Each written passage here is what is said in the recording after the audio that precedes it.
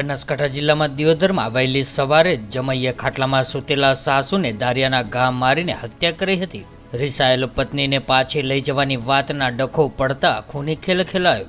જમાઈ બન્યો જમ। હત્યારા જમાઈની પોલીસે અટકાયત કરીને આગળની કાર્યવાહી હાથ ધરી છે। દિયોદરના રામદેવપરા વિસ્તારમાં પોતાના ઘરના આંગણામાં સૂતેલી સાસુ ઉપર બુધવારે વહેલી સવારે આવેલા જમાઈએ ધારિયા વડે હુમલો કર્યો હતો અને તેને ગંભીર હાલતમાં સારવાર માટે ખસેડવામાં આવ્યા હતા, જ્યાં તેમનું ઘટના સ્થળે જ મોત નીપજ્યું હતું।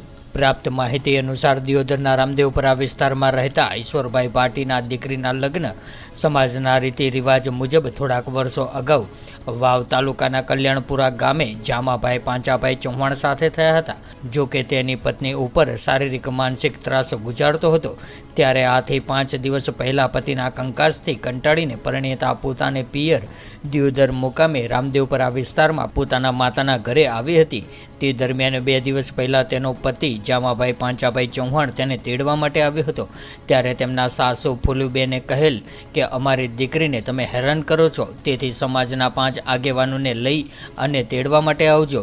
ત્યારે જમાઈએ ત્યાંથી પરત ગયો હતો અને બુધવારે વહેલી સવારે દિયોદર સસરાને ઘેર આવ્યો હતો અને જ્યાં ઘરની ઓસરીમાં સૂતેલી સાસુ ઉપર ધારિયું લઈને તૂટી પડ્યો હતો, ત્યારે ઘટનાની જાણ થતાં જ પોલીસ ઘટના સ્થળે દોડી આવી હતી અને થરા પોલીસ મથકે પ્રેસ કોન્ફરન્સ યોજીને આ બાબતે કરેલી કાર્યવાહીને વિસ્તૃત જાણકારી આપી હતી।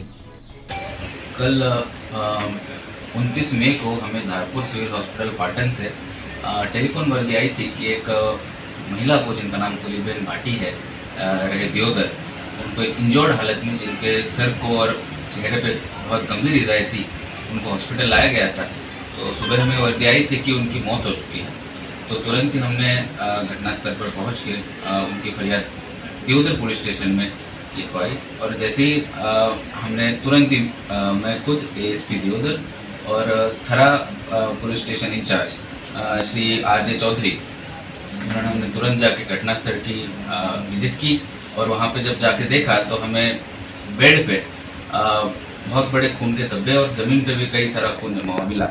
हमने तुरंत ही पूछपरछ की तो जो मृतक महिला है उनके बेटे ने हमें बताया कि रात को उनका जमाई, महिला का जमाई उनके घर पे आया था और उसने ऐसा ऐसा काम किया है।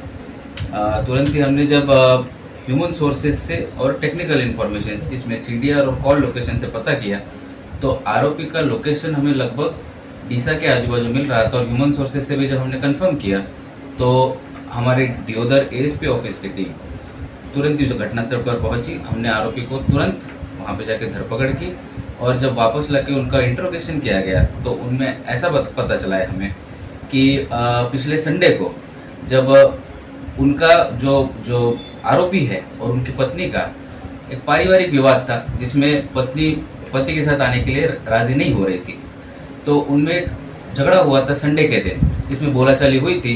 और इसी के मंदुक को रखते हुए आरोपी ने ये सोचा कि ये बोलाचाली का कारण मेरी सासू माँ है, तो इसलिए मैं अगर सासू माँ को ही मार दूँ तो बोलाचाली ख़त्म हो जाएगी और मेरी बीवी मेरे पास आ जाएगी। तो यही मोटिव से उन्होंने रात में जाके लगभग 3:50 के आसपास वो घर पे गए थे। उन्होंने दीवार लांगी, जो कंपाउंड वॉल होती है, दीवार कूद के वो घर पे गए हैं और जैसे देखा कि सासू माँ वहाँ पे बेड पे सो रही थी तो उनको धारिया से, तीक्ष्ण धारिया से 3-4 बार वार करके उनको मार दिया था।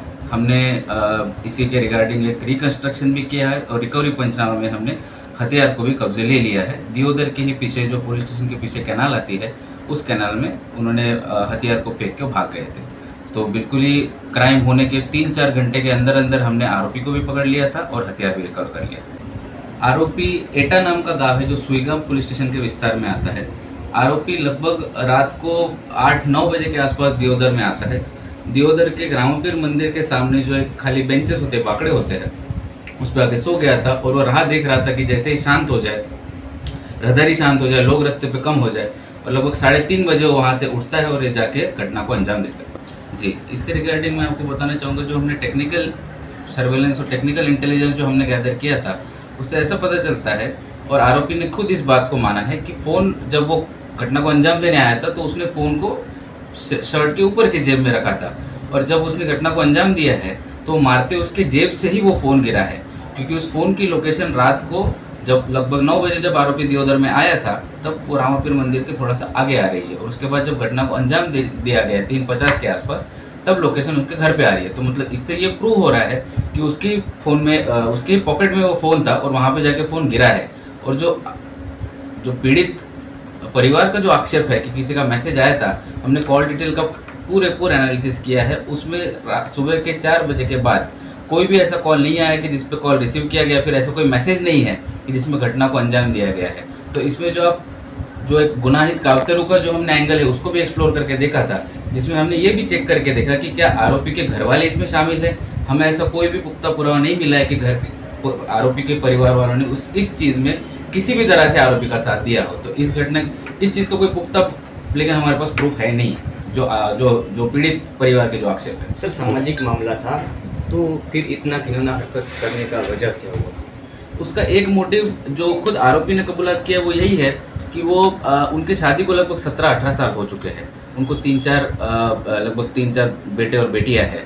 तो इसमें ये लगभग नशे के अधीन था। ये खुद आरोपी बार बार अवारनवार ऐसे देखा गया है कि इसके नशे के अधीन जाता था। तो इनमें और इनकी पत्नी में घर में कई बार झगड़े हुए हैं, और इसी बात को लेकर पत्नी अपने ससुराल चली गई थी और वो आना नहीं चाहती थी साथ में।